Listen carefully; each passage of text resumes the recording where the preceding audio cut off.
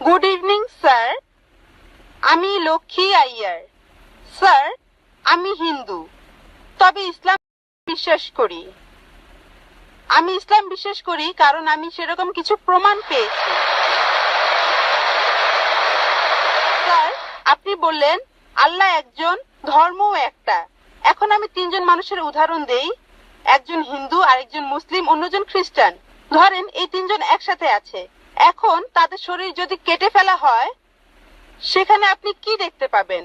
শুধু রক্ত, শুধু রক্তই পাবেন। দুধ পাবেন না, পানি পাবেন না, শুধু রক্তই পাবেন। এখন সব মানুষের শরীরে যদি একই রক্ত থাকে, তাহলে মৃতদেহ সৎকারের নিয়মটা আলাদা কেন? মুসলিমরা তারা কবর দেয়, আর হিন্দুরা আমরা মৃতদেহ পুড়িয়ে ফেলি। বোন বললেন আপনি ইসলাম ধর্ম পছন্দ করেন, ইসলামে বিশ্বাসও করেন। আপনাকে অভিনন্দন, আর এই শান্তির ধর্মে আপনাকে স্বাগতম, সত্যের পথে আপনাকে স্বাগতম। বোন প্রশ্ন করলেন যে তিনজন হিন্দু, খ্রিস্টান, মুসলিম, সবার শরীর একই রকম, একই রক্ত, একই উপাদান, কিন্তু আমরা মারা গেলে হিন্দুরা কেন পুড়িয়ে ফেলে আর মুসলিমরা কেন কবর দেয়? আসুন আমরা এটা ভালো করে দেখি। আপনি দেখেন কোন পদ্ধতিটা ভালো। হিন্দু ধর্মে কবর দেওয়ার অনুমতিও আছে শিশুদের ক্ষেত্রে, কিন্তু প্রাপ্তবয়স্ক লোক মারা গেলে তারা পুড়িয়ে ফেলতে হবে, দাহ করতে হবে। অবশ্য হিন্দুদের কেউ কেউ বলেন যে কবর দিতে হবে। আসুন আমরা এখন ভালো করে দেখি যে শবদেহ, মৃতদেহ পোড়ানো আর কবর দেয়া।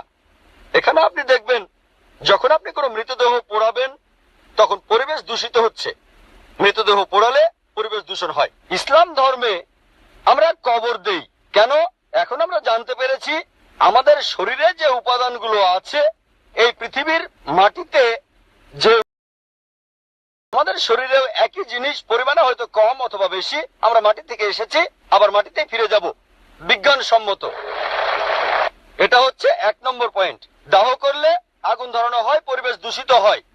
ইসলাম অনুযায়ী আমরা কবর দেই আর জমি উর্বর হয়, পোড়ানো হয় না বলে পরিবেশ দূষিত হয় না। 2 নম্বর পয়েন্ট, মৃতদেহ পোড়াতে গেলে আপনাকে গাছ কাটতে হবে, গাছপালা কমে যাবে, পরিবেশের অবস্থা তখন খারাপ হয়ে যাবে।